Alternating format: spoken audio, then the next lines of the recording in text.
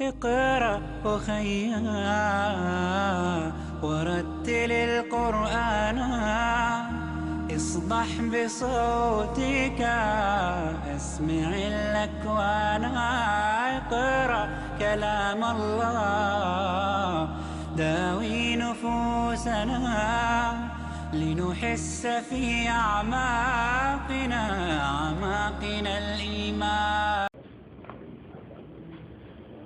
اللهم صل على درود شریف پڑھنے پھر انشاءاللہ شروع کریں گے. اللهم صل على محمد وعلى آل محمد وسلم.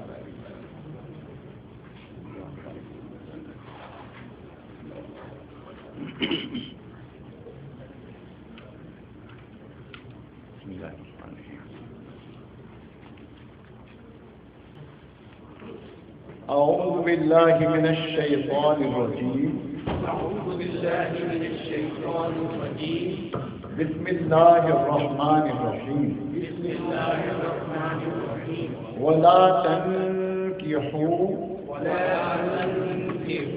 ما نكح آباؤكم من النساء إلا ما قد سلف. مثال کے پھر پڑھی. ولا تنكحوا ما نكح آباؤكم من النساء إلا ما قد سلف إنه كان فاحشة ومقتا وساء سبيلا. حرمت عليكم أمهاتكم وبناتكم وأخواتكم وعماتكم وخالاتكم وبنات الأخ وبنات الأخت وأمهاتكم اللاتي أرضعنكم وأخواتكم من الرضاعة وأمهات نسائكم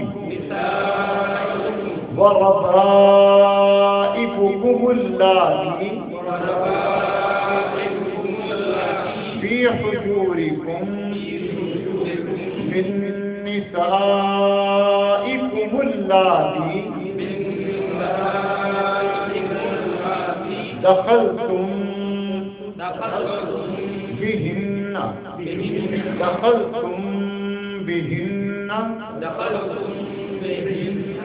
فإن لم تكونوا دخلتم بهن فلا جناح عليكم وحلائل أبنائكم الذين من أصلابكم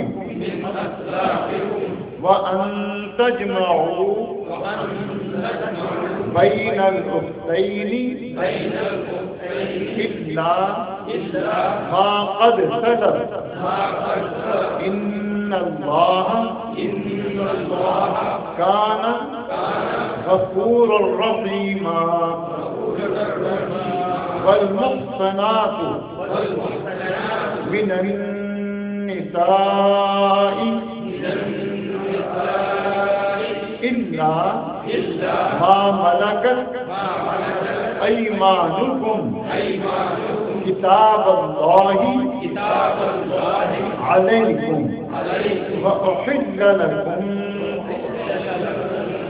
وأحل لكم ما وراء ذلكم وأحل لكم ما وراء ذلكم أن تبتغوا بأموالكم محصنين غير مسافحين فما استمتعتم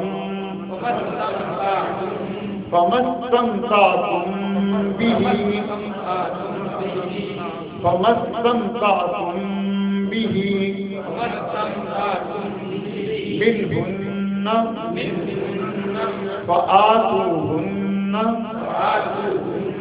أجورهن فريضة ولا جناح عليكم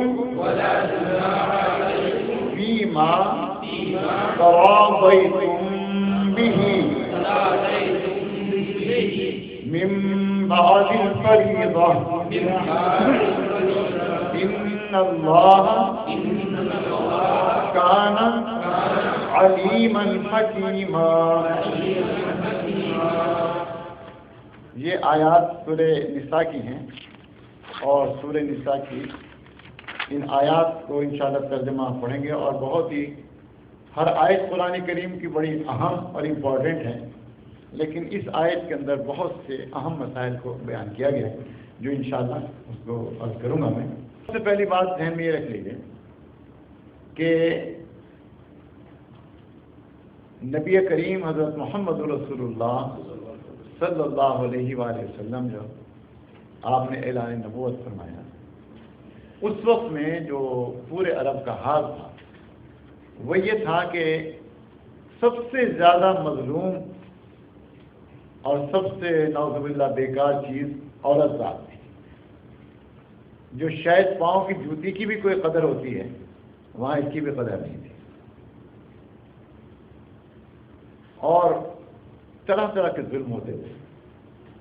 مثلا اسی آیت کے اندر جو بہت ہی اہم بات فرمائی گئی ہے وہ یہ ہے کہ ایک عورت کے جو کل تک ماں ہے،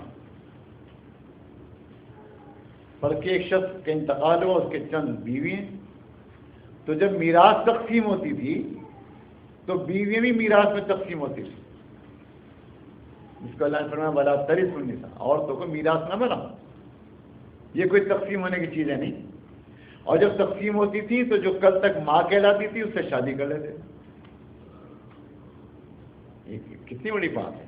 میں خیال اس سے زیادہ بے حیائی کی اور کیا بات ہوگی، بے غیرتی کی اور اللہ کے غضب کو دعوت دینے کی اور کیا چیز ہو سکتی ہے اس سے بڑھ کر کہ جس کو کل تک ماں کہہ رہے تھے آج اس کو اس نے اپنی بیوی بنا دی. تو یہ ایک بہت بڑا ظلم تھا. صرف یہ مقصد سارا یہ تھا کہ جو پیسہ ہے جائیداد ہے وہ ادھر ادھر نہ بٹے، بس آپ نے یہی گھر کیجیے، گھر کے اندر رہے. اگر آپ دیکھیں تو یہ چیز ان میں تھی اور بہت بری چیز تھی، قرآن کریم نے اس کو بار بار اس کی وضاحت کی. لیکن آج ہم اپنے معاشرے کے اندر بھی دیکھتے ہیں کہ ہم نے بھی کوئی کسر نہیں اٹھا رکھی ہے عورتوں کو ذلیل کرنے کی. دیکھیں ایک تو معاملاتی زندگی ہیں، محبت اور پیار سے رہنے والی بات ہے، ایک ایک ظلم و ستم کرنا، زیادتی کرنا، تو یہ چیز ہمارے بھی بہت بڑے پیمانے پر آ گئی. اب اگر کسی کا لڑکی پیدا ہوئی اس کو قتل کر دیا، ارے بھائی کیوں قتل کر دیا، اس نے کیا خطا کی؟ اولاد تو تمہاری ہے، اس کو تم نے کیوں قتل کر دیا، اس کو کیوں گھر سے نکال دیا، اس کو تم نے کیوں ذلیل کیا، اس کو کیوں طلاق دے دی، صرف اس لیے کہ لڑکی پیدا ہو گئی. اس کا تو کوئی قصور نہیں، تو اللہ تعالیٰ کی ایک نظام ہے، لڑکا دے لڑکی عطا فرما دے، اللہ کا نظام ہے. لیکن ہمارے یہ بھی ہے، اس کے اوپر اب روز واقعات سنتے رہتے ہیں، یہ طلاق دے دیا، اس کو گھر سے نکال دیا، اس کو قتل کر دیا، اس کو مار دیا. یہ سب جہالتیں آج بھی اس لیے ہیں، اس لیے نہیں کہ مسلمان، اس لیے ہیں کہ مسلمان ہو کر اسلام پر عمل نہیں کر رہے. جو کرتے ہیں الحمدللہ وہ کبھی ایسی حرکت نہیں کر سکتے اور نہ کرتا ہے کوئی. تو اس کے لیے یہ ہے کہ بہت بڑا ظلم اور زیادتی تھی. اسی کو اللہ تعالیٰ نے فرمایا کہ تمہارے باپ نے، تمہارے دادا نے، تمہارے سگے نانا نے اگر کسی سے شادی کی ہے تو اب تم اس سے نکاح مت کرو. جو گزر گیا تو گزر گیا، لیکن اب نہیں ہوگا. اور ایک بات میں آپ سے عرض کر دوں کہ میں ایک روایت پڑھ رہا تھا آج بھی کہ ایک صحابی جا رہے تھے تلوار لے کر کہ آپ کہاں جا رہے تھے غصے میں؟ کہا کہ فلاں آدمی نے اپنی ماں سے نکاح کر لیا ہے، شادی کر لی ہے، تو میں اس کو قتل کرنے کے لیے جا رہا ہوں نبی کریم صلی اللہ علیہ وسلم کے ارشاد کے مطابق۔ یعنی اتنی قابل نفرت چیز ہے کہ نبی کریم صلی اللہ علیہ وسلم نے وہ یہاں تک فرما دیا کہ شخص کو قتل کر دیا جائے کہ جو اپنی ماں سے نکاح کرتا ہے۔ اس سے بڑی گالی اور کیا ہو سکتی ہے؟ اس کو کیسے اللہ نے فرمایا، اس کو سن لیجیے، وَلَا تَنْكِحُوا، اور تم نکاح نہ کرو۔ اچھا ایک بات اس طرح میں بتاتا ہوں آپ کو، نکاح کے معنی صرف یہ نہیں ہے کہ دو بول پڑھوا دیے جائیں، دو بول پڑھوا دیے مطلب ایک خطبہ پڑھوا دیا، ایجاب و قبول ہو گیا، اس کا نام نکاح، نکاح تو ہو گیا وہ۔ لیکن حقیقتاً نکاح یہ ہے کہ جب تک قربت نہ ہو میاں بیوی کی، جب تک آپس میں ریلیشن نہ ہو اس وقت تک یہ نکاح کا مفہوم پورا نہیں ہوتا۔ تو نکاح کا مطلب یہ ہے کہ نکاح کے اس میں معنی ہی قربت کے ایک معنی، جب بیوی سے قربت کرنا۔ تو اس لیے صرف نکاح کافی نہیں کہ کسی نکاح کر کے اسے کسی طلاق دے دی۔ اسی لیے اگر کوئی ایسا شخص ہے جس نے کوئی نکاح کیا، ابھی رخصتی نہیں ہوئی، لڑکی اپنے گھر میں، لڑکا اپنے گھر کے اندر ہے، اور طلاق ہو گئی، تو طلاق ہوتے ہی اس کے اوپر کوئی عدت نہیں۔ مہر کے اندر بھی حکم یہ ہے کہ مہر جو آدھا دے دیا جائے، اگر مہر مقرر نہیں کیا گیا، اگر مقرر کیا ہے تو پورا پورا مہر دے دیا جائے۔ تو مقصد یہ ہے کہ جو اگر کہیں بھی انسان جو ہے نا، تو نکاح کا مقصد یہ ہے کہ ایک ایجاب و قبول ہو، ایجاب و قبول کے ساتھ ساتھ اس کے اندر گواہ موجود ہوں جو شریعت کے تقاضے، لیکن جب تک آپس کے اندر نہیں ملیں گے اس وقت تک ان کا وہ نہیں ہوگا، ان کا نکاح نہیں کہلائے گا۔ بس ایک ٹھیک ہے، اگر قربت سے کوئی نکاح صرف نکاح کر دیا اور اس کو طلاق ہو گئی تو کوئی عدت نہیں۔ فرض کریں کہ کسی شخص نے کسی سے نکاح کیا اور ابھی رخصتی نہیں ہوئی، میاں بیوی آپس کے اندر نہیں ملے اور طلاق ہو گئی، طلاق ہونے کے 1 منٹ کے بعد دوبارہ نکاح کر لیں، کیونکہ عدت تو ہے ہی بیچ میں۔ اس کا مطلب ہے کہ محض نکاح کافی نہیں ہوتا جب تک کہ اس میں اس شرط کو پورا نہ کیا۔ تو وَلَا تَنْكِحُوا، اور تم نکاح نہ کرو، ماں جو کچھ نکاح نکاح کیا، آباؤکم تمہارے باپ دادوں نے۔ آبا، اچھا رشتوں کے اندر ابھی انشاءاللہ رشتوں کی تقسیم آئے گی، میں بتاؤں گا آپ کو۔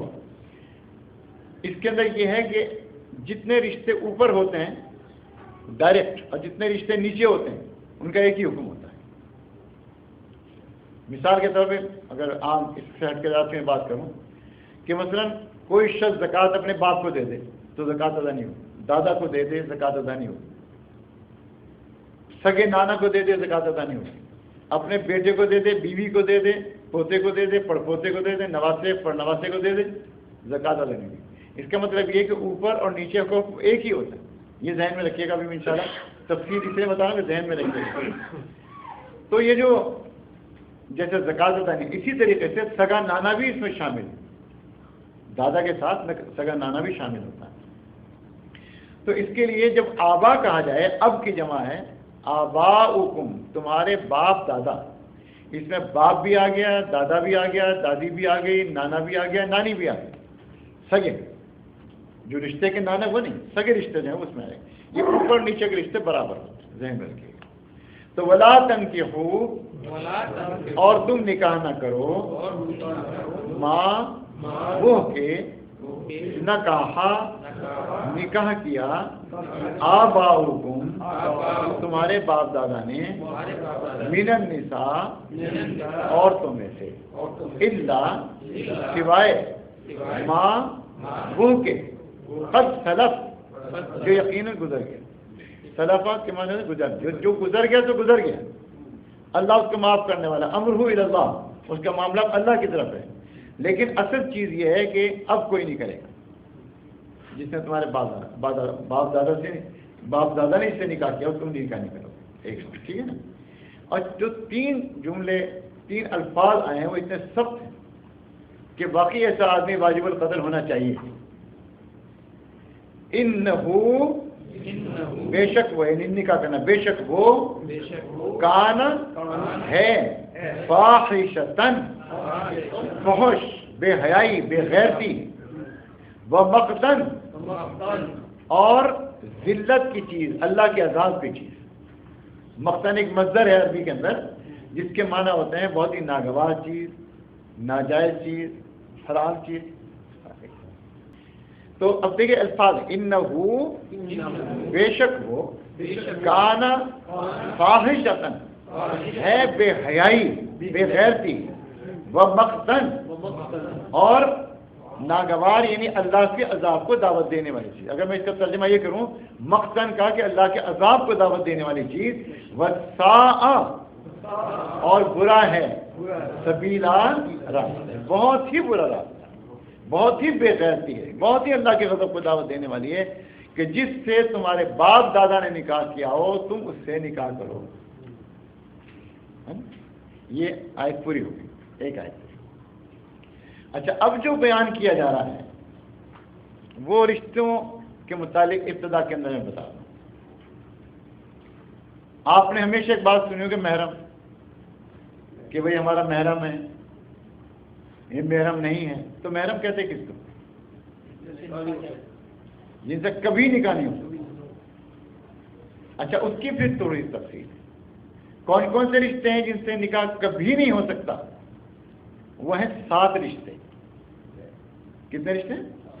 7 رشتے۔ 7 رشتے ایسے ہیں کہ جس کے اندر ابد الآباد کبھی بھی نکاح نہیں ہو سکتا، نکاح ہی نہیں ہوتا، ہو نہیں سکتا، نکاح ہوتا ہی نہیں۔ اور 7 رشتے وہ ہیں کہ جو اس کا تعلق جو ہے وہ دودھ پلانے سے، دودھ کی جو مدت ہوتی ہے بچے کے دودھ پلانے کی، اس کے اندر بھی اگر ہوں تو 7 رشتے وہاں بھی حرام ہیں۔ تو کتنے ہو گئے؟ 14 رشتے۔ تو ان کو تھوڑے سے الفاظ ہوتے ہیں موجود، اور وہ یہ ہے کہ ایک ہوتا ہے محرمات نسبیہ، سب کہنے زبان، نسب سے حرام ہونے والا، نسب کے اعتبار سے۔ اچھا، یہ تو فرق معلوم ہے نا، نسب اور حسب کا نہیں۔ نسب کہتے ہیں جو باپ کا رشتہ ہوتا ہے، اور حسب کہتے ہیں جو ماں کا رشتہ ہوتا ہے۔ کہتے ہیں حسب نسب، اس کا حسب نسب بہت اچھا ہے۔ تو نسب ہے باپ کی طرف سے۔ اچھا، باپ کی حیثیت قرآن کریم کے اعتبار سے ایک، اس کو اللہ نے فرمایا مولود لہو، جس کے لیے بچہ پیدا کیا گیا، جس کے لیے بچہ پیدا کیا اس کو کیا کہتے ہیں؟ باپ، ہمیں اردو میں، عربی میں مولود لہو کہتے ہیں جس کے لیے اصل میں اولاد باپ کی، اولاد جو ہے باپ کی۔ یہ وجہ ہے کہ اگر خدا نخواستہ جدائی ہو جائے، اگر خدا نخواستہ میاں بیوی میں جدائی ہو جائے تو ماں 7 سال تک صرف لڑکے کو اپنے پاس رکھ سکتی ہے، بشرطے کہ اس نے کوئی اور نکاح نہ کیا۔ اگر اس نے کوئی اور نکاح کیا تو پھر وہ نہیں رکھ سکتی، پھر اس کو باپ کہا کہ اس کو لے جائیں۔ شرعاً اور قانون تو خیر یہاں دوسرے قانون، یہاں ملک کا اپنا قانون ہے، یہ میں اسلامی قانون کی بات کر رہا ہوں۔ تو اگر کوئی بھی 7 سال کا بچہ ہو جائے تو ماں کے پاس رہے، 8ویں سال باپ لے کے جا سکتا۔ لڑکی کا یہ ہے کہ لڑکی جب تک بالغ نہ ہو جائے وہ ماں کے پاس رہے، یعنی جب تک اس کے آثار بلوغت جس کو ہم کہتے ہیں مینسز آ جائیں یا اس کی عمر جو ہے وہ 12 سال کے قریب ہو جائے تو بالغ کہلاتی۔ جب تک لڑکی بالغ نہیں ہوگی وہ ماں کے پاس ہی رہے گی، بشرطے کہ اس ماں نے نکاح نہ کیا ہو۔ اگر نکاح کر لیا تو باپ کو حق ہے اس کو لے جائیں۔ اور جب تک لڑکا اور لڑکی ماں کے پاس رہے گی، 7 سال تک لڑکا اور 11-12 سال تک لڑکی، اس وقت تک پوری اس کی کفالت دودھ پلانے کی، جو انشاءاللہ آگے مسائل آئیں گے، اس کی پوری اجرت باپ کو دینی پڑے گی۔ لیکن اگر عورت نے نکاح کر لیا تو پھر باپ کی ذمہ داری ہو جاتی ہے۔ اب کوئی قانون اسلام میں ایسا نہیں ہے کہ اس کو 18 سال تک باپ جو وہ دیتا رہے، یہ تو ان ملکوں کا قانون ہے کہ جی 18 سال تک جب تک بچہ اور بچی نہ ہو جائے تو باپ کی ذمہ داری کا ان کو کچھ نہ کچھ دے گا، جتنا بھی گورنمنٹ طے کرتا۔ اسلام میں نہیں، اسلام میں تو یہ ہے کہ اگر بچے کو دودھ پلایا جا رہا ہے تو دودھ کے پلانے کی اجرت بھی ماں لے سکتی ہے اور لینا چاہیے اس کو. اور اگر طلاق ہو گئی تو جو بچے کو دودھ پلانے کی اجرت وہ لے گی، باپ کی مرضی اس دودھ سے پلوائے کسی اور سے پلوا دے. تو یہ مسائل انشاءاللہ سارے مسئلے آئیں گے، لیکن ذرا سا ذہن کے اندر بھی ڈالتے چلے جائیں ان مسائل کو، کیونکہ آگے جا کے پھر بڑے مسائل ایسے ہو جاتے ہیں کہ جن کو سمجھنا بہت ہی ضروری ہوتا ہے. تو سب سے پہلی بات تو یہ ہے کہ باپ کی طرف سے جو رشتہ ہوتا ہے اس کو کہتے ہیں نسبی رشتہ. کیا؟ نسب کہتا ہے، یہ نسب کے اعتبار سے رشتہ. تو اس کو کیا کہتے ہیں؟ محرمات نسبیہ. کیا؟ نسبیہ. یا سین نہیں، سین سے سین سواد سے بھی نہیں، سواد سے والا بھی آ رہا ہے نا. کیا ہوئے؟ تو محرمات نسبیہ. اور رضاعت کہتے ہیں دودھ پلانے کو. رضاعت کس کو کہتے ہیں؟ بچے کو جو ماں دودھ پلاتی ہے، ماں جو بچے کو اپنا دودھ پلاتی ہے اس کی بات ہو رہی، گائے بھینسوں کی بات نہیں ہو رہی. وہ تو 10 سال پلائے بچے کو، کوئی مسئلہ نہیں. اور آج کل پلاتی کہاں ہے ماں؟ فیشن کے اندر آ کے بچوں کو دودھ ہی نہیں پلاتے کہ جی ہماری باڈی میں بڑا فرق پڑ جائے گا، ہم بچوں کو دودھ ہی نہیں پلاتے. حالانکہ اللہ نے جو دودھ پیدا کیا ہے وہ بچوں کے لیے اللہ نے پیدا کیا، ان کا رزق ہے. اور جب اس چیز کے سودے کو بند کر دیا جائیں گے تو آج دنیا میں جتنے بریسٹ کینسر آج ہو رہے ہیں اتنے دنیا کے اندر کبھی نہیں ہوئے، جو فطرت سے جنگ کر رہا نہیں. اب جب اس چیز کو روکا جائے گا تو کہیں نہ کہیں تو اپنی جگہ بنائے گا وہ، اسی کو پھر بریسٹ کینسر بن جاتا ہے. تو ماں کا دودھ نہ صرف یہ کہ دودھ ہوتا ہے بلکہ اس کے اندر خاندانی شرافت ہوتی ہے، اس میں ان کا اپنا اخلاق و کردار سب اس کے اندر شامل ہوتا ہے. تو دودھ معمولی چیز ہے. یہ وجہ ہے کہ جو لوگ اپنے بچوں کو دودھ پلاتے ہیں ان کے بچوں کے اعضاء بڑے مضبوط ہوتے ہیں، اور جو گائے بھینسوں کا پلاتے ہیں وہ زندگی بھر جیسے گائے بھینس وہ سینگ مارتی پھرتا ہے، ایسے جو دودھ پینے والے وہ بھی سینگ مارتے پھرتے. آج کل جو ہے نا لڑکے جو مارا ماری کر رہے ہیں، اس لیے بھائی جیسا دودھ پلا رہے ہیں تو وہی حرکتیں کریں گے نا. اپنا پلاتے تو خاندانی شرافت اس کے اندر آتی ہے، وہ کیسے آ جائے. تو میں یہ کہہ رہا تھا کہ یہ دودھ کی مدت یہ ہے کہ صرف 2 سال، بچہ کمزور ہو تو 2.5 سال. یہ حنفی فقہ یہی ہے کہ اگر بچے کو 2 سال تک یا 2.5 سال تک، بچہ کمزور 2.5 سال تک پلانا، اس کے بعد بچے کو نہیں پلانا چاہیے، اس لیے کہ اس کے اندر پھر ایک عجیب و غریب چیز پیدا ہوتی ہے بچے کے لیے، وہ نقصان دہ ہوتی ہے، کیونکہ اللہ نے ایک بہت لمیٹڈ رکھا، محدود کر کے رکھا.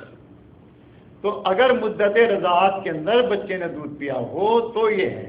اگر بلکہ کسی 5 سال کے بچے نے کسی عورت کا دودھ پی لیا تو اس سے رضاعت ثابت نہیں ہوگی. ذہن میں رکھیے. رضاعت کب ثابت ہوتی ہے؟ دودھ پلانے کی حقیقت کب ثابت ہوتی ہے؟ جبکہ اس نے اس عرصے میں دودھ پیا ہو جو مدت رضاعت ہے، اور وہ کتنی ہے؟ 2 سال یا 2.5 سال.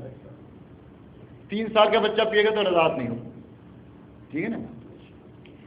تو اس کو کہتے ہیں رضاعیت، دودھ پلانا. تو 2 ہو گئے. ایک نسب وہ ہو گیا کہ جو محرمات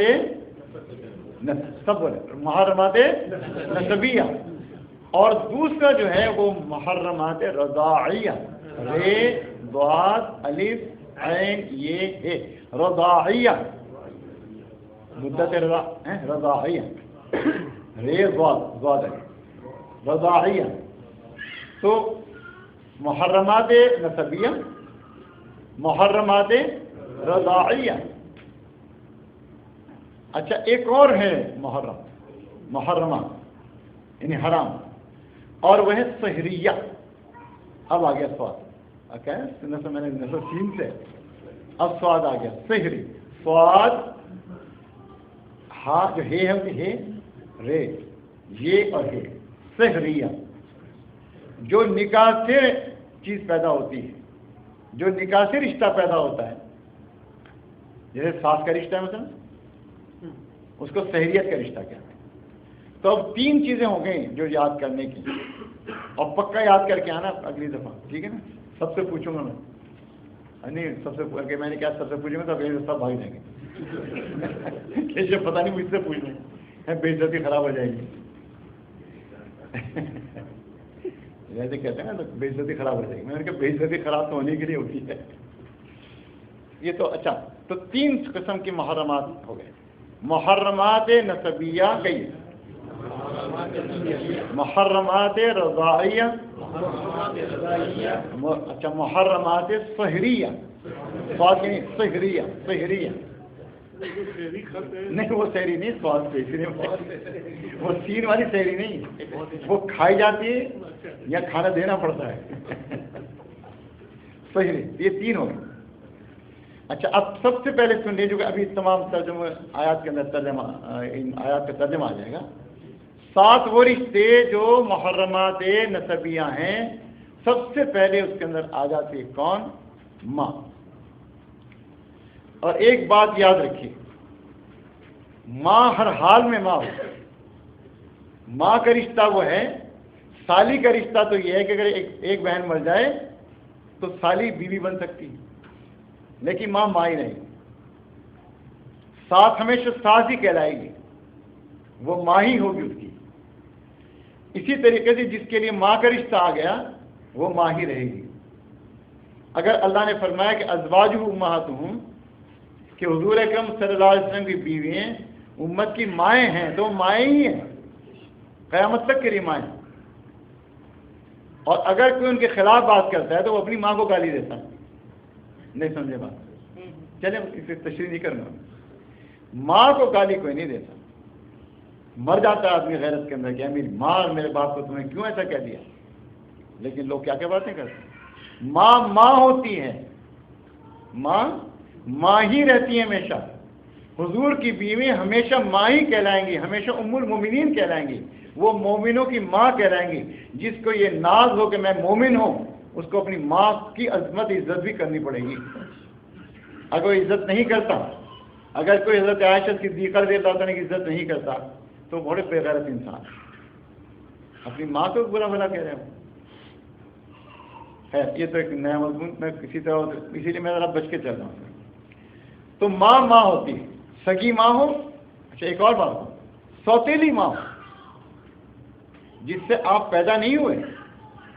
باپ نے کسی سے شادی کی، باپ نے جب شادی کر لی تو اب باپ کی ہوگی بیوی، وہ اس کی بیوی ہے آپ کے باپ کی، آپ کی ماں ہے وہ. تو کیا تقسیم ہو گئی کہ ماں سگی ہو یا سوتیلی ہو. ماں ساس کی شکل میں ہو، ماں امت کی ماں ہو، ماں ماں ہی. اور ماں کی عزت سب سے اونچی، اس سے کبھی نکاح نہیں ہو سکتا. ٹھیک ہے؟ تو ماں کی عظمت اللہ نے بہت ہی بیان کر دی. ماں کی عظمت بھی اللہ نے بہت ہی رکھی ہے. باقی ماں کی شفقت اور محبت جو ہے وہ تو سبحان اللہ. اچھا سب سے پہلا رشتہ کون سا حرمت میں؟ حرمت محرمات نسبیہ میں ماں. دوسری جو ہے وہ ہے بیٹی. اچھا یہ بھی یاد رکھیے، بیٹی بیٹی ہوتی ہے، میری بیٹی ہو کسی کی بیٹی. بیٹی کا ایک ہی نام ہے بیٹی. اخت، بیٹی سب کی. اگر میں کسی کو کہتا ہوں میری بیٹی ہے تو میں بے شک وہ میری بیٹی نہیں ہے، لیکن جب میں نے اس کو بیٹی کہا تو مجھے اس رشتے کا احترام کرنا چاہیے، وہ میری بیٹی ہے. بیٹی کی بھی بڑی عظمت اللہ نے. اچھا بیٹی سگی ہو یا سوتیلی ہو، وہ ماں کے ساتھ آئی، باپ نے دوسرا شادی کی، اس کے ساتھ آئی ہے بیٹی، ہے نا، بشرطے کہ دونوں جو میاں بیوی نے نکاح کیا اس کے اندر آپس کے اندر ان کی قربت ہو چکی ہو، تو پھر وہ سگی بہنوں کی طرف سے ہوگی، اس سے بھی کبھی شادی نہیں ہو سکتی. تو بہن سگی ہو یا سوتیلی ہو، بیٹی سگی ہو یا سوتیلی ہو. ایسے بہن سوتیلی ہو یا سگی ہو، اس کا ایک ہی رشتہ. تو 3 رشتے ایسے ہیں کہ اس کے اندر کبھی تبدیلی نہیں آتی، ماں بہن بیٹی. تو یہ کون سے محرمات نسبیہ. اچھا چوتھا رشتہ ہے محرمات نسبیہ میں پھوپھیوں. اور پھوپھی کس کو کہتے ہیں؟ باپ کی بہن. باپ کی بہن کو پھوپھی کہتے ہیں. تو باپ کی بہن سے بھی کبھی نکاح کوئی نہیں کر سکتا جو سگی پھوپھی. سگی چچی ہے وہ بھی اس کے اندر ہے، سگی پھوپھی چچی اس میں آ جاتی ہے. اچھا اسی طریقے سے چوتھا رشتہ ہے پھوپھیوں میں. ایسے ہی باپ کے رشتے سے جو ہوتی ہے اس کو کیا کہتے ہیں؟ پھوپھی. اور ماں کے رشتے سے اس کی بہنوں سے کیا کہنا تھی؟ خالہ. تو نہ پھوپھی سے نکال سکتا ہے نہ خالہ سے نکال سکتا ہے. دونوں کو برابر کر دیا نا. اسی طریقے سے جو بہن کی بیٹیاں ہیں یا بھائی کی بیٹیاں ہیں جو کیا کہلاتی ہیں؟ بھتیجی اور بھانجی ہیں. بھائی کی بھی بیٹی بھتیجی اور بہن کی بھانجی. نہ بھتیجی سے نکاح ہو سکتا ہے سگی بھتیجی، نہ سگی بھانجی سے نکاح ہو سکتا ہے، نہ سگی خالہ سے نکاح ہو سکتا ہے، نہ سگی پھوپھی سگی چچی سے نکاح ہو سکتا ہے، نہ سگی ممانی سے شادی ہو سکتی، وہ بھی اسی سارے رشتوں میں آ جاتی ہیں. اور نہ بہن سے اور نہ بیٹی سے اور نہ ماں سے. یہ 7 رشتے وہ ہیں کہ ان کو محرمات نسبیہ کہا گیا ہے. جو بھی شخص یہ رشتے رکھتا ہے وہ ان کا محرم ہے. اب بیچ ایک مسئلہ بتا دیتا ہوں. نبی کریم حضرت محمد رسول اللہ صلی اللہ علیہ وسلم نے فرمایا ہے کہ اگر کوئی شخص حج کے لیے جائے، عمرے کے لیے جائے، تو جب تک محرم ساتھ نہ ہو، اب محرم تک میں سمجھ گیا نا، اور ذرا آگے پڑھوں گا. جب تک محرم ساتھ نہ ہو، اگر وہ عورت حج یا عمرہ کرے گی تو ثواب تو دور کی بات ہے، الٹی گنہگار ہوگی. محرم کا ہونا ضروری ہے. یہ میں پتہ کیوں کہہ رہا ہوں؟ آج کل لوگوں نے تماشا بنایا ہوا کہ جب ہم تو گروپ کے ساتھ جا رہے ہیں، اور جب ہم ایمبیسی والوں سے پوچھتے ہیں کہ بھئی آپ عورتوں کو بغیر محرم کے کیوں جانے دیتے ہیں، کہتے ہیں آپ ہمارے پاس آئیے، ہمارا ریکارڈ چیک کیجیے، ہمارے پاس لکھا ہوا ہے یہ میری بھتیجی ہے، میری بھانجی ہے، میری بہن ہے. جھوٹے حلف نامے داخل کرتے ہیں. تو جب بنیادی جھوٹ پر ہے اس کی، تو تجھے کیا ملے گا نماز؟ کسی کو کیا ملے گا ثواب؟ تو یہ ایک بہت بڑا گناہ ہو رہا ہے، اور یہ بہت بڑا فریب ہے. عورتوں کے ساتھ جب تک کہ ان کے محرم نہ ہوں، ان کو حج اور عمرے کے لیے نہیں جانا چاہیے. اب عورتیں کیا کرتی ہیں؟ جی ہم تو یہاں سے بیٹھ کے پاکستان چلے جاتے ہیں نا. بالکل جاتی ہو، یہ بھی کوئی اچھی بات نہیں، لیکن چونکہ سہولت ہے ضرور جاؤ. لیکن یہ تمہارا سفر ہے. جب تم حج عمرے کے جا رہی ہو، سفر نہیں، سفر عبادت ہے. سفر عبادت ہے، اور عبادت کا کوئی بھی طریقہ ہم نہیں متعین کر سکتے. اگر ہم متعین کرتے ہیں تو وہ عبادت ہی نہیں ہے. صحیح دلیل ہے، جانے بات میں نہیں، کچھ تو جانے بات نہیں. یہ سفر عبادت ہے. سفر عبادت کو بغیر محرم کے جانا جائز نہیں ہے. بس ایک بات سمجھیں گے. تو پھر میں دوہراتا ہوں، محرمات نسبیہ کے اندر سب سے پہلے کون ہے؟ ماں، سگی ہو یا سوتیلی ہو. اچھا، نمبر 2 بیٹی ہے نا، حقیقی ہو یا سوتیلی، چاہے ماں کے ساتھ ہی اس کی بات کی ہو. ایسی بہن، تین ٹھیک ہے نا. نمبر 4 باپ کی بہن ہو یا ماں کی بہن ہو، پھوپھی ہو یا خالہ ہو. تو پھوپھی کے اندر یاد رکھے چچی بھی آ جاتی، موانی بھی آ جاتی. سگی ہو یا سوتیلی، یہاں بھی ہوئی. اس کے بعد پھر ان کی اولادیں، بھتیجا ہو یا بھتیجی ہو یا بھانجی ہو. یہ 7 رشتے محرمات نسبیہ. اور جو رشتے نسب سے حرام ہوتے ہیں وہی تمام رشتے حرام ہوتے ہیں رضاعیت سے بھی، دودھ پلانے سے بھی. اب یہاں قرآن کریم میں صرف جو ذکر کیا ہے وہ صرف 2 رشتوں کا ذکر کیا، ابھی انشاءاللہ بتاؤں گا آیتوں کے اندر. لیکن نبی کریم صلی اللہ علیہ وسلم وضاحت فرمائیے کہ جو محرمات نسبیہ ہیں اتنے ہی رشتے رضاعت کے اندر بھی حرام ہیں. تو کتنے رشتے ہو گئے؟ 14 رشتے. اب اگر کسی نے دودھ پیا ہو کسی اور عورت کا اور ان دنوں میں پیا ہو، پھر ذہن میں رکھیے مدت رضاعت ہی میں اس نے پیا ہو، بعد میں نہیں. 5 2.5 3 سال 4 سال 5 سال کی عمر وہ نہیں، اس کا شمار نہیں ہوگا. اور رضاعت کے لیے فقہاء نے لکھا ہے کہ صرف ایک اگر کوئی معتبر آدمی گواہی دے دے اور یہ کہہ دے کہ جن کی شادی ہو رہی ہے غلط ہے اس لیے کہ دونوں بہن بھائی ہیں، میں اس کا گواہ ہوں کہ اس نے دودھ پیا تھا فلاں کا، تو نکاح ہو ہی نہیں سکتا. وہ تو اس کی سگی بہن. خیر یہ چھوٹے چھوٹے مسئلے انشاءاللہ آ جائیں گے، ابھی تو تھوڑی بنیادیں سمجھ لیں. تو جو رشتے نسب سے حرام ہیں وہی رشتے رضاعت سے بھی صبر ہے، صبر سے بھی تو کتنے 7 رشتے یہ تو 7 رشتے ہو گئے 14 رشتے. اس میں ایک چیز گزر گئی ہے، بہو کو کیا کہتے ہیں، بہو کو بھی تو بیٹی کا ابھی ایک منٹ، ابھی 4 رشتے تو اور رہ گئے نا، 4 نہیں بلکہ 5 رشتے اور ہیں. آہستہ تاکہ ذہن میں بیٹھ جائے اور پھر بعد میں ذہن سے نکلیں، کیونکہ بڑی بہت ہی اہم چیزیں ہیں اور عام طور سے اس کو بس ہم نہ سوچتے ہیں نہ غور کرتے ہیں. اب اصل میں رشتے 7 ہی ہیں، لیکن جتنے رشتے نسب سے حرام ہیں اتنے رشتے رضا سے بھی حرام ہیں. ہم 14 کہہ رہے ہیں لیکن اصل میں 7 ہی رشتے. وہاں پہ سگی ماں ہے، سگی بہن ہے، سگی بیٹی. اب 4 رشتے بلکہ 5 رشتے اور رہے. وہ کون کون سے ہیں؟ سب سے پہلے جو سحریت کا محرمات سحریہ میں آتا ہے وہ ہیں بیویوں کی مائیں. بیویوں کی جو ماں ہیں وہ بھی ماں ہیں اور سگی ماں ہیں. یہ الگ سے ایک رشتہ میں نہیں. اب 4 رشتے میں اور بیان کروں. بیویوں کی مائیں سب کہہ لیں، بیویوں کی مائیں. اچھا، اسی طریقے سے دوسرے شوہر کی بیٹیاں جو مرد کی پرورش میں ہے تو کسی اور کی ہو لیکن اس شوہر کی پرورش کے اندر وہ ہیں، یہ نگرانی کرتا ہے، ان کی تربیت کرتا ہے، تعلیم کرتا ہے.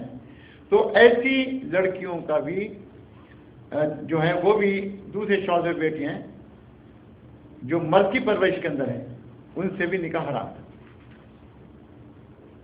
اچھا، ایسے ہی جو آپ پوچھ رہے تھے جس کو بہو کہتے ہیں، آپ نے بیٹوں کی بیویاں جس کو ہم بہو کہتے ہیں اپنی زبان کے اندر، تو بہو کی جو بیٹے کی بیوی ہے وہ چاہے اس کے نکاح میں ہو یا نکاح سے فارغ ہو، اس سے نکاح نہیں کر سکتے. اس کی حیثیت میں باپ کی حیثیت رہے گی اس کے اندر، اس کو منع کیا گیا. اچھا، اسی طریقے سے 2 بہنوں کو بھی چوتھا رشتہ، 2 بہنوں کو نکاح میں جمع کرنا بھی حرام ہے. وَأَن تَجْمَعُوا بَيْنَ الْأُخْتَيْنِ إِلَّا مَا قَدْ سَلَفَ. جو گزر سے کچھ گزر کے 2 بہنوں کو نکاح میں نہیں رکھ سکتے. اگر 2 بہنوں سے نکاح ہوگا تو دیکھتے بھی نکاح نہیں ہوگا، سوائے ایک بات وہ نکاح کرے. تو ایک بہن سے کی موجودگی میں دوسری بہن سے نکاح نہیں ہو سکتا. البتہ یہ ہے کہ اگر ایک بہن مر جائے یا اس کو طلاق ہو جائے تو دوسری بہن کو سے نکاح کر سکتا ہے، یعنی سالی کو بیوی بنا سکتا ہے. یہ 4 رشتے جو ہیں وہ رشتے ہیں. اس میں سوائے ماں کے رشتے کے باقی جو رشتے ہیں اس کے اندر دوسرا مسئلہ آ جاتا ہے جو انشاءاللہ باقی تفصیل سے بتا. یہ تو ہو گئے 4 رشتے. اب میں پھر دوہرا دیتا ہوں. محرمات نصیبیہ کتنے ہیں؟ ہاں. کون کون سے رشتے؟ ماں، بہن، بیٹی، باپ کی بہن، ماں کی بہن، پھوپھی، خالہ یا ان کی اولادیں بھائیوں کی یا بہنوں کی، بس یعنی وہی ہے سلسلہ، ان کی اولادیں، ان سے بھی نکاح نہیں. اور جتنے رشتے نسب سے حرام ہیں اتنے رشتے رضاعت سے بھی حرام ہیں. اور 4 رشتے جو میں نے اور بتائے وہ یہ تھے کہ بیویوں کی مائیں، وہ بیوی کی جن سے انسان نے قربت کر لی ہو، صرف نکاح نہیں، یہ میں نے اسے شروع میں بتا دیا تھا، نکاح نہیں بلکہ اس سے میاں بیوی کا تعلق ہی قائم ہو گیا ہو، تو ان کی جو مائیں ہیں، ان لڑکیوں کی مائیں، اس سے بھی نکاح نہیں ہوتا. اچھا، اسی طریقے سے دوسرے شوہر کی جو بیٹی ہیں جو مرد کی پرورش کے اندر، وہ بھی اس کی سگی بیٹیوں کی طرح سے ہیں. ایسے 2 بہنوں کو نکاح میں شریک کرنا بھی ناجائز ہے، اور ایسے ہی اپنی بہو سے بھی نکاح نہیں ہو سکتا. یہ تو 4 رشتے ہو گئے. 5 میں ایک اور ہے، اور وہ ہے کہ جو شادی شدہ ہو اس سے بھی نکاح نہیں ہو سکتا، جو کسی کے نکاح میں. ہاں، ایک شکل ہے اس کی کہ اسلام کے فیض سے آج دنیا سے غلامی تو ختم ہو گئی، اب تو غلامی نہیں ہے، لیکن جس دور میں قرآن کریم نازل ہوا اس دور میں تو ساری چیزیں موجود تھیں. تو اس وقت میں صورت یہ تھی کہ جو دارالحرب سے گرفتار ہو کر عورتیں آتی تھیں ان کو باندھیے بنا لیا جاتا. اب جب حکومت کی ملکیت بن گئی تو وہ کسی کو بھی جب وہ دے دے تو اب کسی اور کی ملکیت میں وہ آ گئی، اگرچہ وہ شادی شدہ ہے، اپنے ملک میں دارالحرب کے اندر وہ شادی شدہ ہے، لیکن چونکہ وہ اب مسلمانوں کے قبضے میں آ چکی ہے اور اب اس کا نام باندی ہے، بیوی نام نہیں ہے، تو اس کے باوجود اس کو کہتے تباین دارین، دو ملک الگ الگ ہیں۔ اب تو خیر دنیا کے اندر ایسا نہیں ہے، الحمدللہ اب تو غلامی بھی دنیا سے ختم ہو گئی، بڑا مسئلہ سمجھنا ضروری ہے۔ تو تباین دارین جو ہے یعنی شوہر اس کا وہاں ہے، یہ شادی شدہ ہے، تو اس سے بھی نکاح اس لیے ہو سکتا ہے کہ یہ اب غلام ہے، اب اس کی بیوی نہیں ہے۔ اگر دونوں میاں بیوی پکڑے ہوئے آ جائیں اور دونوں غلام بنا لیے جائیں تو اس میں امام اعظم ابو حنیفہ رحمۃ اللہ علیہ کا مسلک یہ ہے کہ پھر جب تک وہ اس کو طلاق نہ دے، چھوڑ نہ دے، اس وقت تک اس سے نکاح نہیں ہونا چاہیے۔ تو خیر تو دوسرا مسئلہ ہے، انشاءاللہ بتا دیں گے۔ تو یہ بھائی مسئلے رشتے میں سمجھ آ رہے ہیں۔ اب ذرا اب آیت قرآن کی طرف آ جائیں تاکہ ساری بات آپ کے سامنے آ جائے کہ محرمات نسبیہ، محرمات رضاعیہ، محرمات صہریہ، سواد ہے رے یہ ہے صہریہ، تو یہ تینوں رشتے جو ہیں یہ 11 رشتے بن جاتے ہیں، اور 12واں رشتہ وہ کہ جو باندی بن کے کوئی آ گئی ہو اور شادی شدہ ہو تو اس سے بھی نکاح ہو سکتا ہے، اس سے منع نہیں۔ لیکن اگر کوئی شادی شدہ عورت ہو تو اس سے نکاح نہیں ہو سکتا، ایک نکاح پہ دوسرا نکاح نہیں ہو سکتا۔ کوئی ویسی عدالت کے اندر چلا جائے تو اور بات ہے، لیکن ہو نہیں سکتا ہے۔ چلیں اچھا، اب تو شروع سے آئے تھے وَلَا تَنْكِحُوا، اور تم نکاح نہ کرو ماں وہ کے نکاح نکاح کیا آباؤکم تمہارے باپ دادوں نے من النساء عورتوں سے مردوں سے نہیں، عورتوں سے۔ اب تو یہ بھی ہے نا، ہاں سارے چلتے ہیں اللہ سوائے، اچھا اللہ شیخ قید لگا دی عورتوں سے، کہیں چھوڑ دیتے بیچ میں تو لوگ کچھ نہ کچھ لگا لیتے پنچا میں، اللہ سوائے ماں وہ قد یقیناً سلف گزر گیا۔ کہتے ہیں نا ہمارے اسلاف ہے، سلف یعنی ہمارے اسلاف ایسے تھے، یعنی جو گزر گئے ہمارے بزرگ۔ اچھا اب اللہ فرماتے ہیں انہو بے شک وہ کان فاحشہ ہے بے غیرتی، ہے بے شرمی، جتنا بھی ترجمہ اس کو کریں، بے شرمی، بے غیرتی، بے حیائی، وہ مقتن نمک، اس کا ترجمہ کیا ہے ناگوار بری چیز، لیکن اس کا ترجمہ جو علماء نے اچھا کیا ترجمہ کیا ہے وہ مقتن اللہ کے غضب کو دعوت دینے والی چیز۔ وَسَاءَ سو کے معنی برے کے ہوتے ہیں، آپ بھی جانتے ہیں۔ وَسَاءَ برا ہے، سبیرا راستہ ہے، بہت برا راستہ ہے۔ اگر یہ راستہ کھل گیا تو پھر دنیا کے اندر ہر خاندان کے اندر سے اعتبار اٹھ جائے گا، اور خاندان نام ہی اعتبار کا ہے، خاندان نام ہی اعتبار کا ہے۔ اگر اعتبار ہی نہ رشتوں کا رہ جائے تو بات تو سارے ختم ہو جاتی ہے۔ اس کا فرمایا حرمت، حرام کر دی گئی۔ دیکھیں حرمت کا اصل لفظی ترجمہ ہے حرام کر دی گئی، مؤنث، لیکن ہر جمع مؤنث ہوتی، بس یہ بھی قاعدہ ذہن میں رکھنی، ہر جمع مؤنث ہوتی، اور اسی لیے مؤنث کے واحد کے صیغہ لے آتے ہیں۔ یہاں پر یہ حرمت حرام کر دی گئی، لیکن ترجمہ کیا حرام کر دی گئی، علیکم تمہارے اوپر، امہاتکم تمہاری مائیں، امہات کس کی جمع ہے؟ ماں کی جمع نہیں، اموں کی، ام کی جمع، امن، ام کے معنی ماں، امہاتکم تمہاری مائیں، ازواج مطہرات، امہات المؤمنین، ام المؤمنین مومنوں کی ماں، اور امہات المؤمنین مومنوں کے مائیں، تو وہ امہاتکم اور تمہاری مائیں، حرام کر دی گئی تمہارے اوپر تمہاری مائیں، وبناتکم اور تمہاری بیٹیاں، بنات بنت بیٹی، وَأَخَوَاتُكُمْ اختن بہن کو کہتے ہیں، اور تمہاری بہنیں، وَعَمَّاتُكُمْ اماں کہتے ہیں اصل میں، عین میم ہے کو اماں کے معنی چچی پھوپھی تائی سب ہوتے ہیں۔ وَعَمَّاتُكُمْ اور تمہاری پھوپھیاں، ہاں جو پھوپھ زیادہ کہتے ہیں وہ نہیں، وَخَالَاتُكُمْ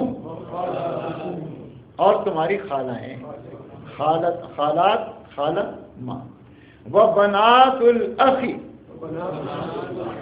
بنات بنت کی جمع بنات الاخ بھائی کی بیٹیاں، وبنات الاخت اور بہن کی بیٹیاں یعنی بھانجی اور بھتیجی، وہ امہاتکم اور تمہاری مائیں، اللاتی وہ، جیسے الذی اللذان الذی ایک، اللذان دو، اللاتی سب، اللاتی وہ، ارضعنکم جنہوں نے تمہیں دودھ پلایا، ارضعنا دودھ پلایا، کم تمہیں جنہوں نے تمہیں دودھ پلایا، وَأَخَوَاتُكُمْ اور تمہاری بہنیں، من الرضاعتی دودھ پلانے سے، جیسے میں نے کہا تھا اس کے اندر قرآن کے دو رشتے بیان کیے گئے، لیکن نبی کریم صلی اللہ علیہ وسلم نے فرمایا کہ نہیں، جتنے رشتے نسب سے حرام ہیں اتنے ہی رشتے رضاعت سے بھی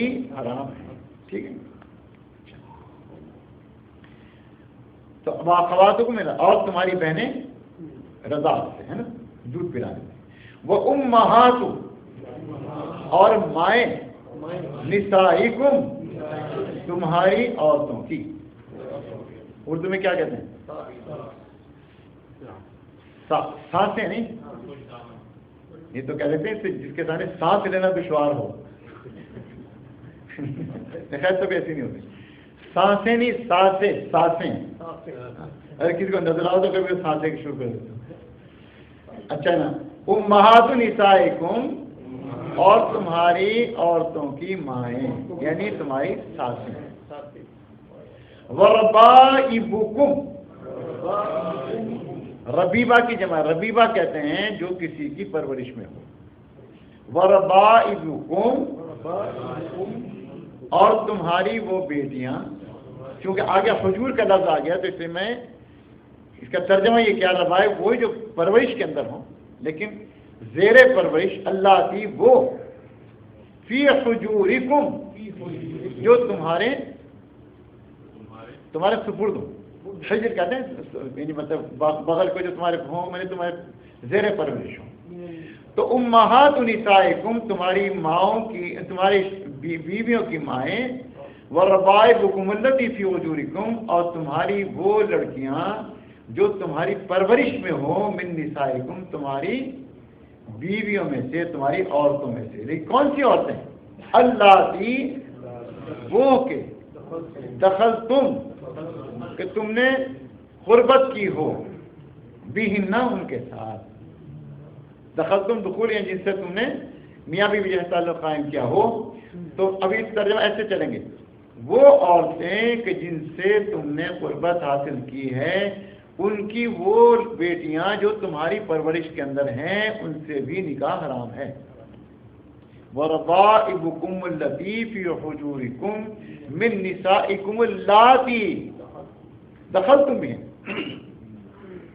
آگے فرما وہی فَإِلَّمْ فامن پھر ان میں نے اگر لم تکونو تم نہ ہو، فَإِلَّمْ تکونو پھر اگر تم نہ ہو، کہ دخلتم کہ تم نے صحبت کی ہو، بہن ان عورتوں سے، فلا جناح لا گناہ، میرے خیال جناح سے ہی نکلا ہے گناہ، کیونکہ جیم کا مطلب گاف سے بدل لیتے ہیں، لا جناح نہیں گناہ ہے، علیکم تمہارے اوپر کوئی گناہ نہیں ہے کہ اگر تم ان لڑکیوں کو جو تمہاری زیر پرورش ہیں اگر تم ان سے نکاح کر لو، لیکن شرط یہ ہے کہ ان کی ماؤں سے تم نے قربت نہ کی ہو، اگر کی ہے تو پھر تمہاری بیٹی،